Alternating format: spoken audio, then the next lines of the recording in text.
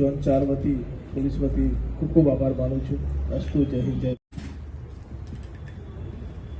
Zone 4 શાંતિ સમિતિની મીટિંગમાં ઉપસ્થિત. ક્રાઇમ નામનો જે કોઈ કચરો છે ને એ 0-0 થઈ જાય. પણ બાપુ કેમ આપણે ટ્રાય કરવી પડે. સલામ માલિકમ, સીતારામ, જે કંઈ આપણે કહેવાતું હોય એ કઈને નજીક લઈ આવે તો એનું એક સરસ. આગામી તહેવારો જે આવનાર છે તેમાં આવતીકાલે ચેટીચાંદ અને ગુડી પડવા છે. પરમ દિવસે અથવા સંભવિત ઈદનો તહેવાર આવી રહ્યો છે. ત્યારબાદ ચૈત્રી નવરાત્રિ બી શરૂ થઈ જશે આવતીકાલથી.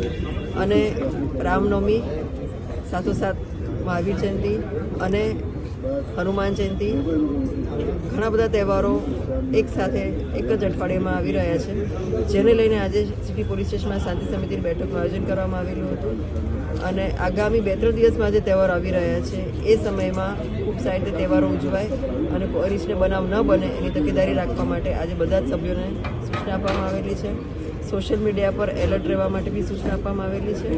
અને પોલીસ સાથે સાથે રહી અને એ લોકો પણ અમારી સાથે રહી અને વિસ્તારમાં શાંતિ જળવાય એ બાબતે કાર્યવાહી કરે એ માટે સૂચના આપવામાં આવેલી છે. કયા પ્રકારનો બંદોબસ્ત રહેશે?